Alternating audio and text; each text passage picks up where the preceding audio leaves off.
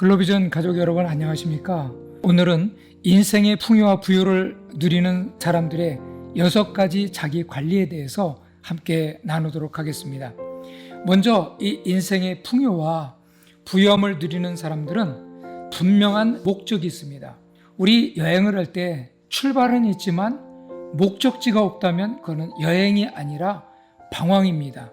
올바른 목적과 방향을 향해서 달려가다 보면 거기서 열정이 생겨요. 이 열정이 남이 가는 길을 따라가는 것이 아니라 내가 정한 목표, 내 가슴 속에서 우러난 그 목표를 향해서 가다 보면 비슷한 목적을 향해서 가는 사람을 그때 만나게 되는 거예요. 그래서 진짜 친구는 아무것도 제대로 일을 하지 않고 그냥 빈둥빈둥 놀 때는 다 빈둥빈둥 노는 사람들만 친구가 돼요. 근데 내가 목표를 향해서 가다 보면 나하고 비슷한 목표를 향해서 가는 사람들을 그때부터 만나기 시작하는 거예요. 이것이 바로 동료가 되고 그리고 나에게 조언자가 될 수도 있고 좋은 친구가 되는 거예요. 그렇다면 여러분들은 지금 인생을 살아가면서 어떤 사람이 여러분들의 친구가 되고 있습니까? 우리는 남을 따라가는 것이 아니라 자기의 가슴에서 우러나오는 분명한 목적과 계획 속에서 살아가면서 그 길을 가다가 만난 사람들이 바로 우리와 어느 구간까지 같이 가다 보면 동료가 되고 친구가 되고 또 조언자가 되는 것이죠.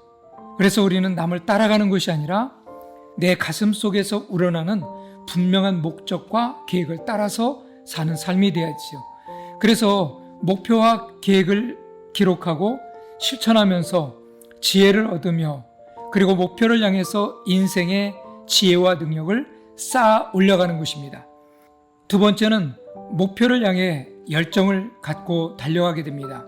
자기가 좋아하는 것을 하고 싶은 일을 하는데 반드시 거기에는 장애물을 만나게 될 때 열정이 장애물보다 크면 열정이 식지가 않아요.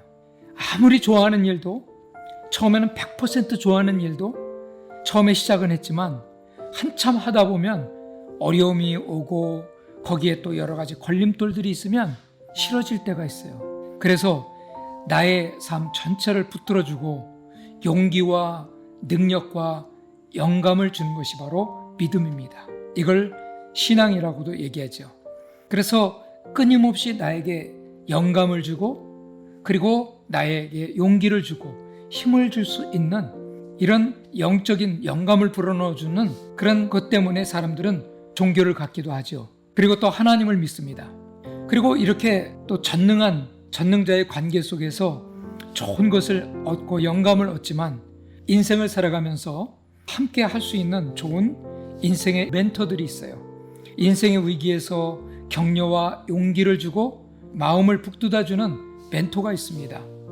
그 멘토가 어렸을 때는 부모가 되고 또 학교 다닐 때는 선생님이나 스승이 되고 그리고 또 성장하면서 좋은 친구들이 나의 멘토가 될 때가 있어요. 그런데 인생을 살아보니까 50대가 넘어서서는 과거에는 나보다 훨씬 훌륭한 사람들이 나의 영적인 멘토가 됐는데 요즘에는 우리가 받지 못한 교육을 받은 탁월한 젊은 세대들이 그들만이 가지고 있는 그 노하우가 있어요. 그들만이 가지고 있는 또 능력이 있더라고요. 그래서 요즘에는 이 젊은 세대들을 통해서 배우는 멘토링이 있어요. 그래서 우리 멘토는 꼭 나보다 많이 배웠고 나보다 나이가 많고 그런 사람들이 어렸을 때는 멘토였지만 이제 어느 순간에는 동료가 멘토가 되고 어느 순간에는 나보다 나이가 어린 사람들이 나보다 탁월성을 가지고 있다면 그들이 나의 멘토가 될 수가 있어요. 그 다음에 인생의 좌우명이 언제나 위기 속에서 나를 붙들어 줍니다. 그래서 여러분 인생의 좌우명이 있잖아요. 어떤 순간에도 흔들리지 않고 나아갈 수 있는 좌우명이 우리에게는 있습니다. 저는 이 20대의 좌우명이 뭐였는지 아세요? 살아서 굴욕을 받는 이보다 차라리 분투 중에 쓰러짐을 택하라. 이게 내 20대의 좌우명이었어요. 그러니까 살아서 굴욕을 받는 것보다 차라리 최선을 다해다가 쓰러지는 것이 오히려 그것이 나에게 더 큰 에너지가 될 수 있다. 그런 어떤 인생의 좌우명을 가지고 달려갔죠. 그러다 보니까 이제 미국에 유학도 오게 됐고 또 여러 가지 과정을 겪게 되죠. 그 다음에 인생의 변화를 주는 책을 읽으면서 또 책을 쓴 위대한 사람과 대화하며 가까이 하는 것입니다. 그래서 하루의 행동 계획을 세우고 행동을 통해 인생의 지혜를 배우는 것이 목표를 향해 열정을 갖고 달려가는 삶입니다.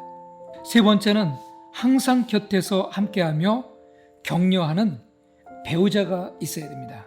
이제 결혼한 사람도 있고 앞으로 이제 결혼할 사람도 있는데 이 결혼할 대상자는 어떤 사람이 되어야 되는가? 내 마음에 드는 사람, 물론 맞죠. 그리고 내 마음을 움직인 사람, 여러 가지 조건들이 있을 수 있어요. 근데 인생을 살아가면서 가장 좋은 배우자는 누군가? 항상 곁에서 협력자가 되고 조언자가 될 수 있는 배우자.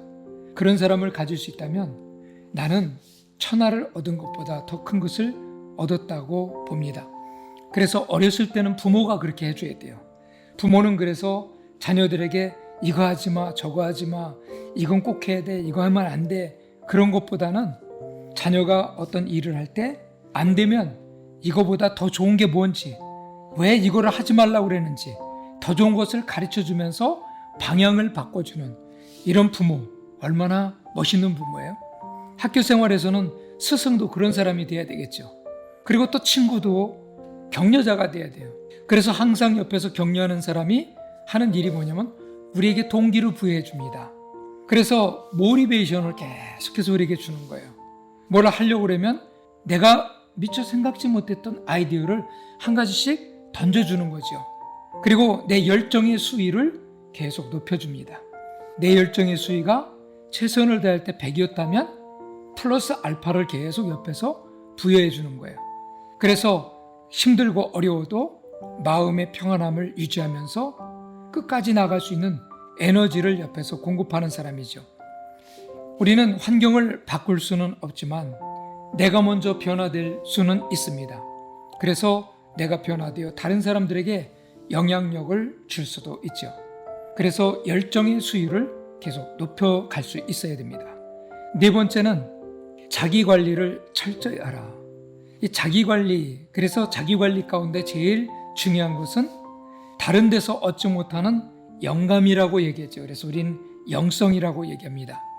이 영성을 통해서 비전과 열정이 생기고 영감과 통찰력이 생기고 거기서 창의력이 생기는 거예요. 우리는 과거에는 IQ, Intellectual Quotient, 지적인 능력이 최고였죠. 머리 좋고 똑똑하면 최고였어요.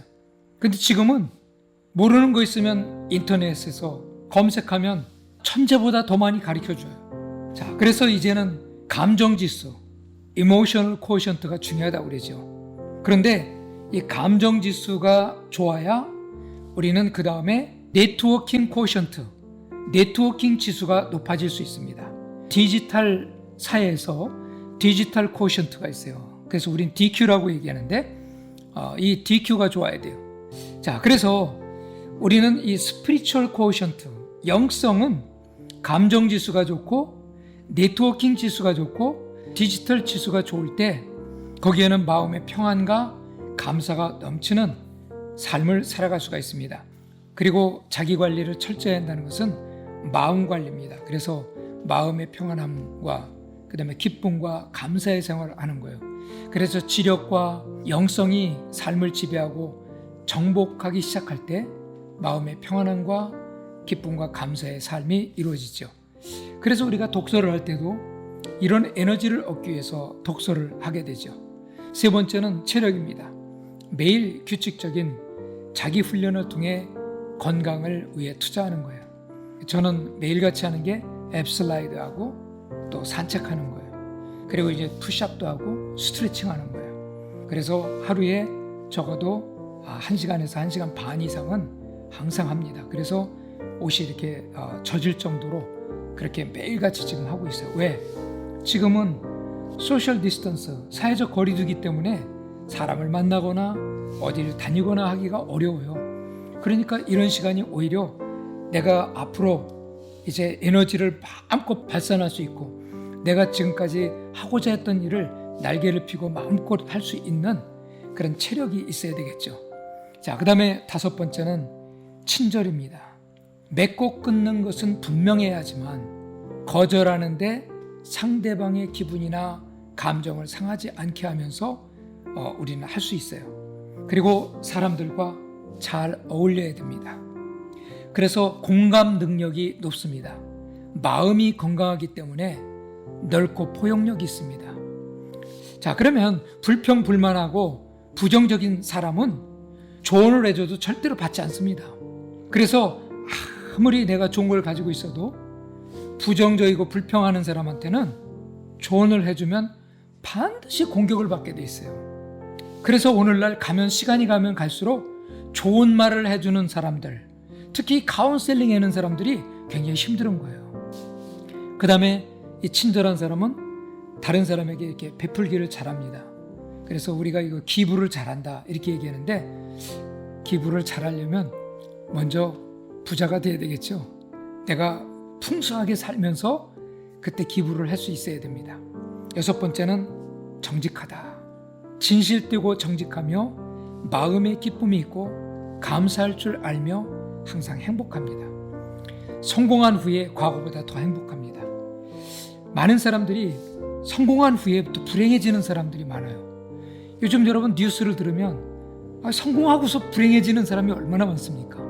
성공하고서 인생이 완전히 끝장나고 망가지는 사람들이 너무나 많은 것을 봅니다. 정직하지 못한 사람은 성공한 후에 과거의 문제 때문에 추락해버립니다. 밑으로 내려가는 수준이 아니라 완전히 떨어져 버려요. 나는 인생의 풍요함과 부유함을 누리는 특징을 가지고 있는가? 어차피 여러분은 성공할 사람들입니다. 어차피 여러분들은 성공할 수밖에 없는 사람들이에요. 그렇다면 성공하더라도 제대로 하고 성공한 후에 행복을 누리면서 다른 사람들에게 좋은 영향력을 많이 줄 수 있는 여러분 되시기를 기대합니다. 감사합니다.